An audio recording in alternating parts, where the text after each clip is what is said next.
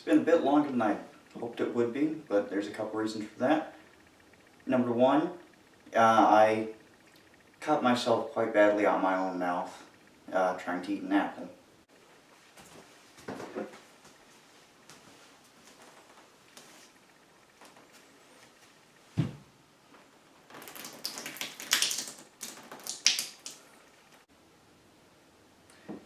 Then I crashed my car. Insurance won't cover it, of course. I was thinking of calling them anyway just to go ahead and see, maybe commit fraud by upgrading my policy, then claiming that I had crashed a bit after that. At that exact precise moment, the postman came by and he dropped off this.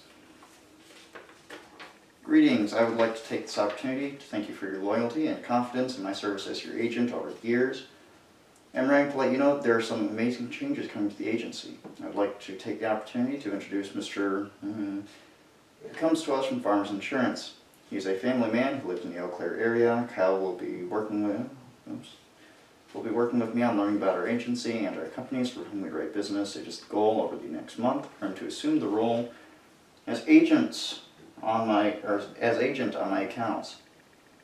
As you may know, I have been a music therapist since 1986, and have returned to my original dream of being a self-employed music therapist. You can't make this shit up. You can't. You wonder why I look about 30 years older than I actually am. It's because this is like a daily occurrence. This is my level of luck. It's like I was cursed by gypsies. So, let's learn how to polish boots.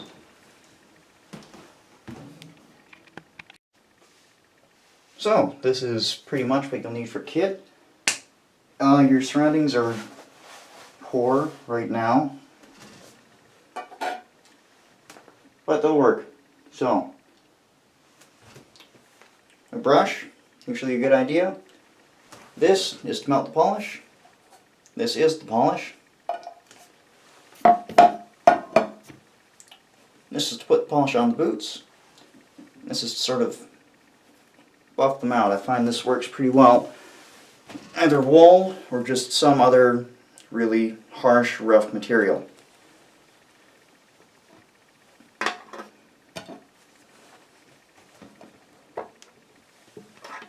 I have like a foot of space to work with here, so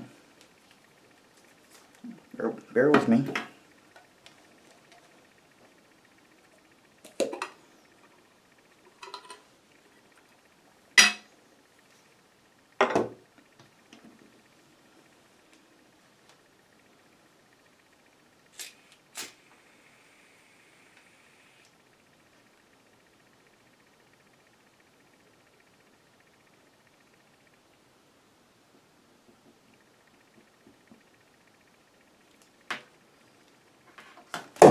Son of a bitch.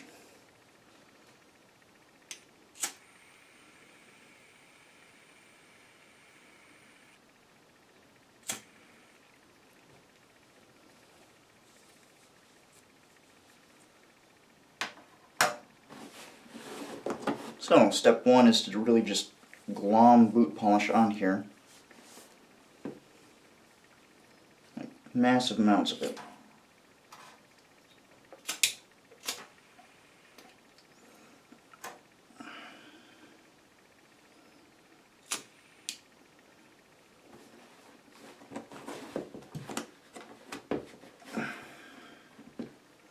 It's a brand new tin. It's my first time working with it.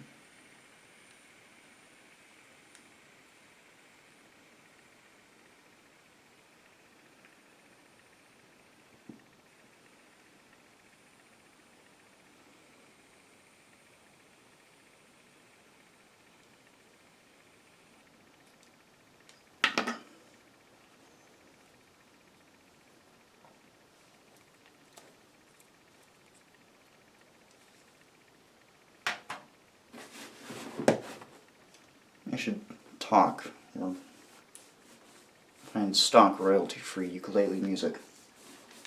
It's sort of arts and craftsy, right? You know, it's like the... Now there are a couple problems here. One is, these boots are very, very cheap reproductions.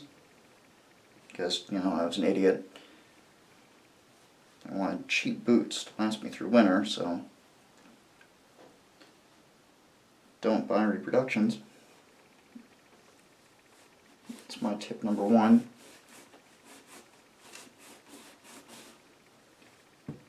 But like I said, just get these things like real deep in polish.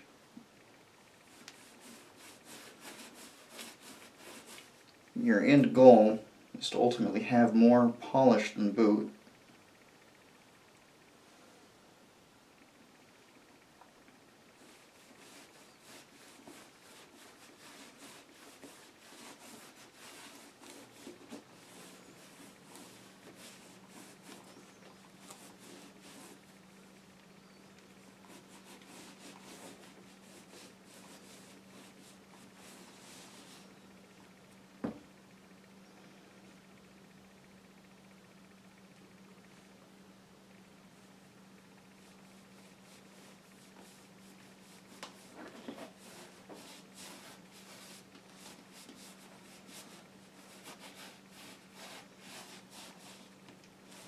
Should also be doing this in a warm room as opposed to a cold one. I would recommend using either, instead of a washcloth, an old sock or paper towels.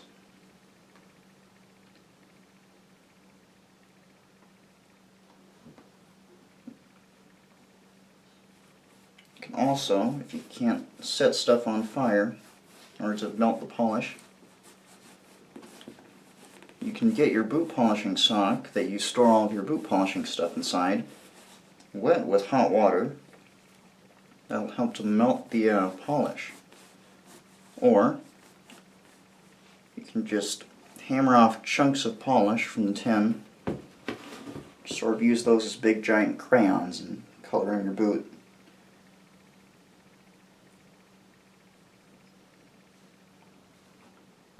So as for what polish kind of is, this is parade gloss, which is good because like a lot of other polishes, it's actually mostly an oil. So it, if you rub it into the dead cow skin that you wear on your feet, it'll help preserve the leather. So you really, really, really want to get it on there, get it in there, layer it up if possible.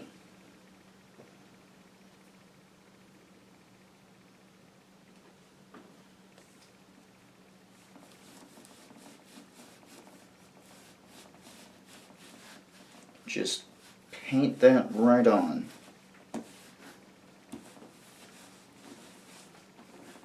Because this is what actually becomes shiny, not the leather itself. What you're doing when you polish a boot is you're polishing the material you put on over the leather, making that shiny.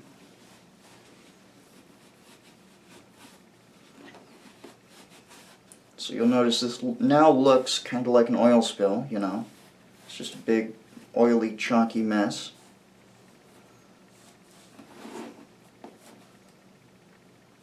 You know, it's like the Exxon Valdez in here, so that's good. You know, that's what we're going for. If I had more time to do this, I would undo the laces and I would coat this and polish as well, but it's not much point, really. It's a cheap boot anyway, so it's not going to last. So now there are two ways to do this. Way number one, which is the proper way, is to just sort of buff the hell out of this, you know. Bob Ross would say just, you know, beat the devil out of it, but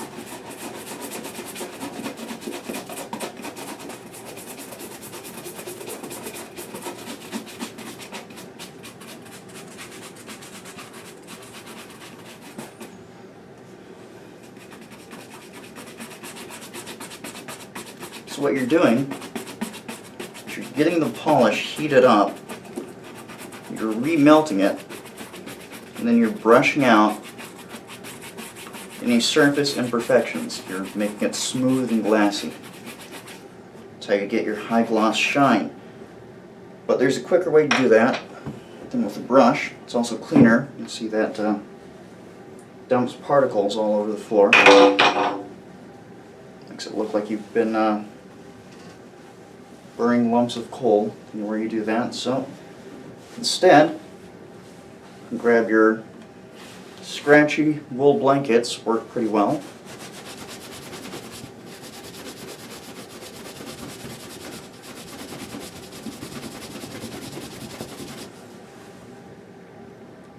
Polishes it pretty quick. Because like I said, what you're doing is you're effectively just melting this. So, just grab a little U-shaped folded cloth, put the boot in it, just kind of smack it around.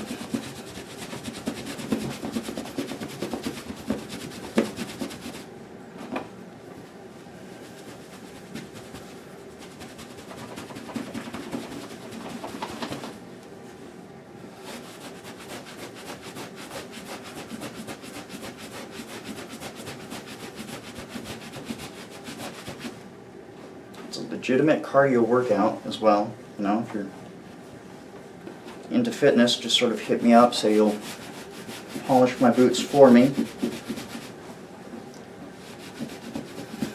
You'll have the forearms of a compulsive masturbator in no time. Probably also just completely ruined tendons.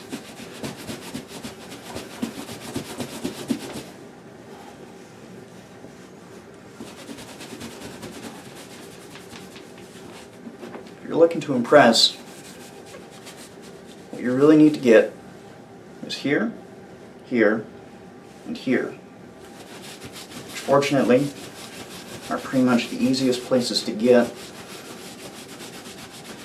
so they bow outward, which means you can just cup them in your hand.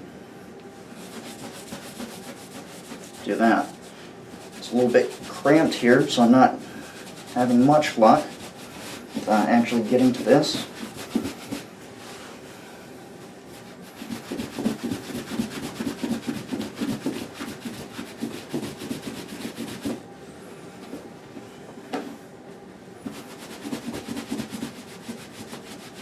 So like I said, these are cheap reproductions. The leather is bad. The treatment is awful. They don't hold a polish well.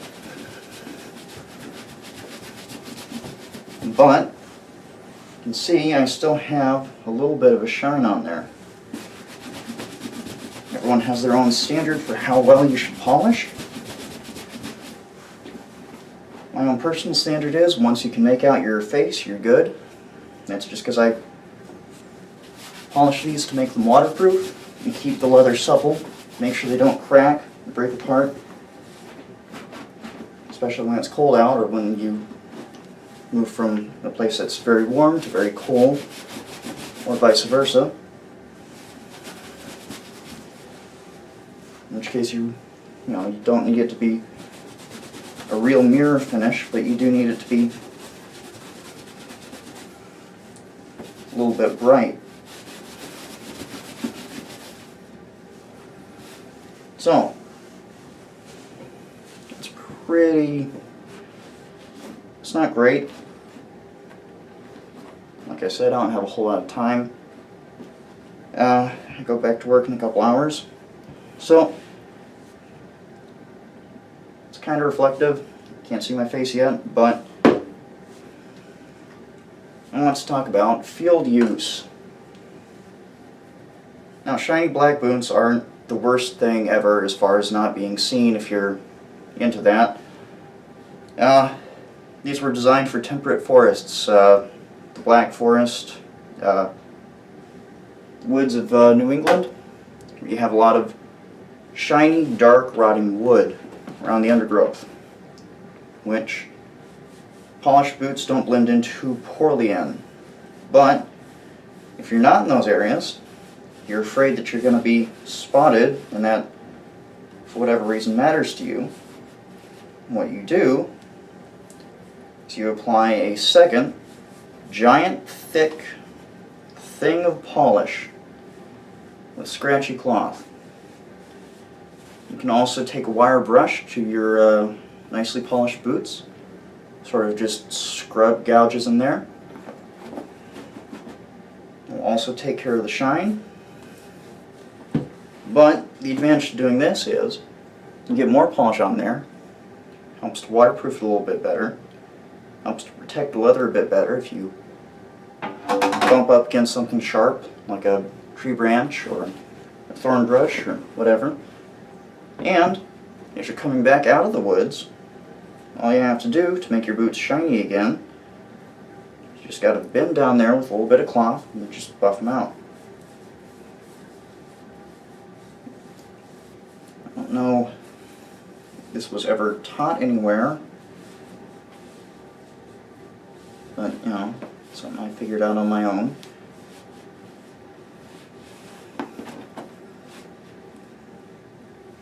So,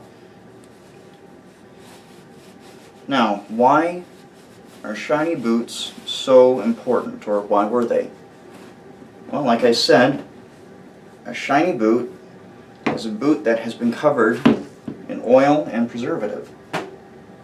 So it's a piece of kit that's going to last a lot longer. So, people insisted on boots being polished really, really well.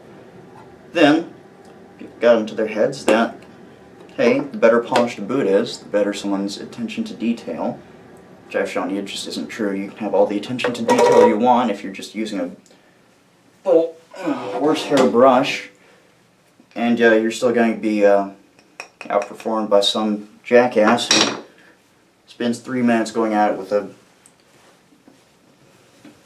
shitty hide blanket, or with a shitty blanket. The British especially really had a hard-on for getting boots polished really, really well, to the point that the British Army used to go through dozens and dozens of pairs of boots per man. So he just kept polishing all the leather off.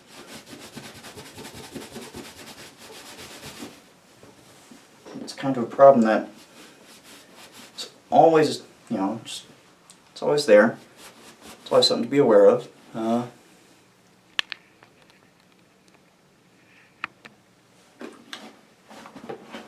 Is people in charge forgetting why things are done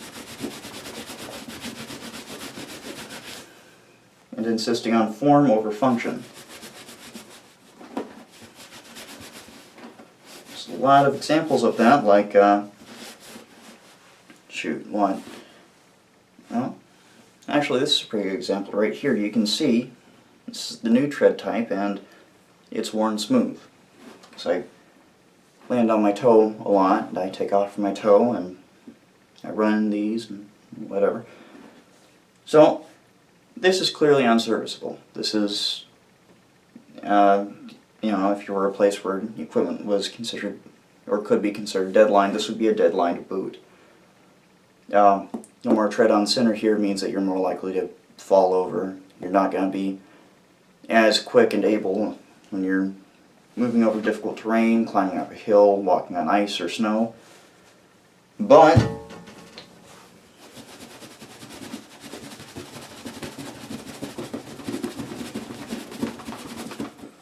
I can still get the leather nice and shiny, so anyone who looked at this when shiny boots were still used would say, hey, that's a perfectly fine boot. Why? Because people forgot the purpose of boot polishing. A shiny boot isn't necessarily a healthy boot. People forgot the purpose of boot polishing. They sort of got into their heads that shiny things are the be-all, end-all of good, proper, well-serviced equipment. They didn't figure out, hey, you know, just because this is important doesn't mean it's the only thing that's important. You can gauge how much someone cares, how good of a job someone does taking care of their own things, especially when someone's not watching them, by whether their kit is shiny. But that shininess is just a symptom, a byproduct of actually taking care of your stuff. It's not the whole picture. But yeah, like I said, no, boot polishing is pretty simple and easy. Just keep up on it. Once you start getting gouges deep down to the leather, leather's gone, because that'll bypass all the finish and oil. The boot will start to rot. Take care of leather though. It's pretty much an absolute godsend. I had a pair of older boots, the old pattern sole, that were with me for 3 years of Wisconsin winters, salted roads, going through woods, going through factories. I walked across 3 states in those. Whenever I had money for either boot polish or food, I always chose boot polish. And I sat down and I just soaked the leather in that and really massaged that in. That's the reason those lasted for so long. It lasted, in fact, until the first time I saw the ocean in, some rich neighborhood north of LA. Just walked right on into there, stood knee deep in water and waited for sunset, and that was pretty.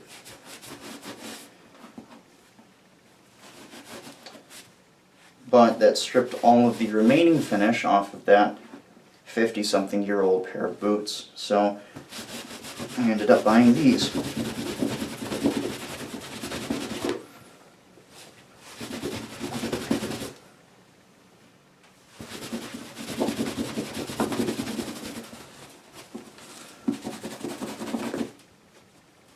Which aren't as great, but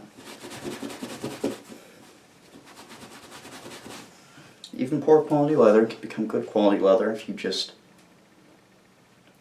dump enough oil into it, I suppose. Because I have to go to work in not much longer. That'll do it for today.